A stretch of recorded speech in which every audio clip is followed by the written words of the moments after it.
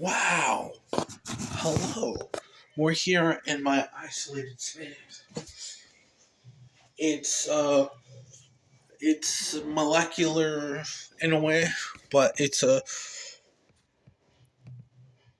amalgamation central geometria for the server area of this branching room composite, working through race car logic engines to get exactly to the pinpoint of where desired input is to the track, and calculating the track distance depending on interpositional frames is perfect for high entropy data. Well, we're not using entropy right now, we're using negentropy or order magnified equilibrium, and we're calculating the position through the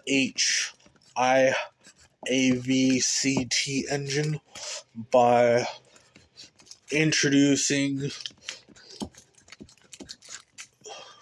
calculative sigma of 2x plus bt, cursor italicizing double identity symptom goes through 1, 10, 100, 1000.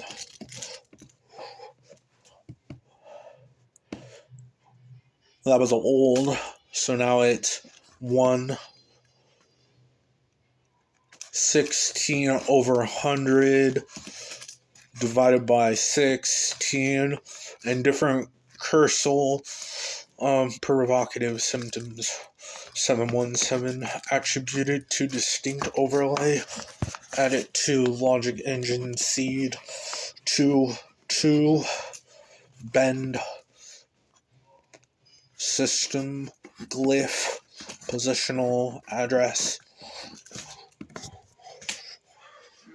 Running entropy on the mind to disrupt the system, but that was just how thoughts move, depending on how you think, and it compresses a lot of time into one area.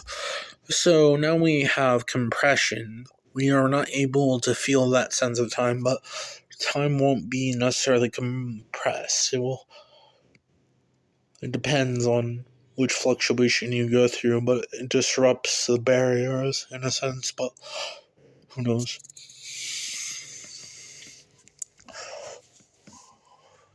Anyways, where are we? We're in a interesting area.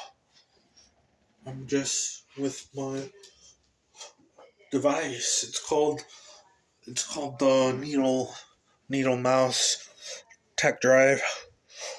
Operating it. Distinct overlays. Calculating.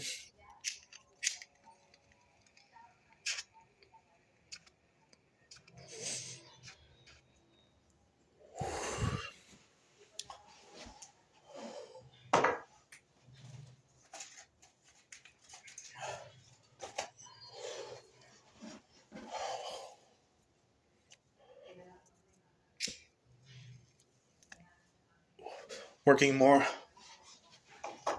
Have to use different devices to overcome boundaries. There's a type 2 problem, type 3 moves through barriers, but not well is known about it. We're struggling because we're lost in the temporal mechanism of space, nowhere to go, lost in another dimension. The only way out is to find out of the labyrinth that is in front of us. The labyrinth. How do you deal with it when you're stuck? And every time you look into it from the time you were before you saw it, well, it's because your history was averted, complicated through a psychological phenomenon. I would say that would be increasingly difficult to entertain oneself about the decision making that would branch out from that difficulty that just doesn't seem to comprehend vast amounts of significant overloss, I would say.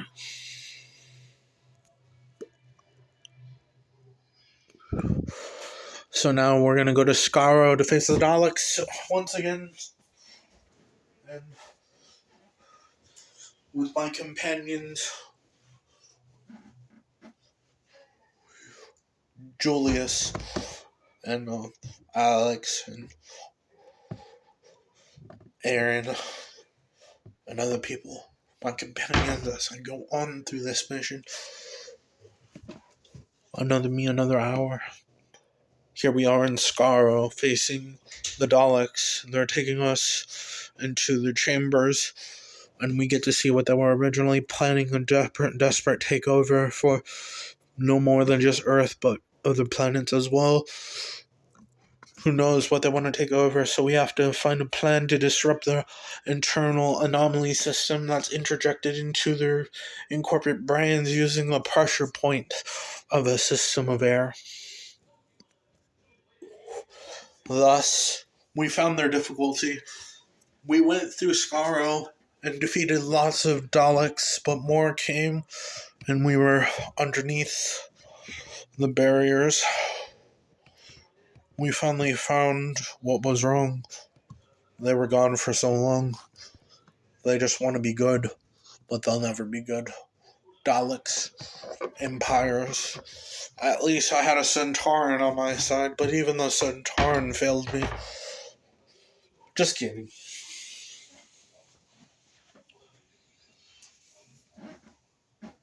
Madam Vastra, this is what I want you to do. Find me when you can. We have a journey to go on. We're going to go to Escapia to find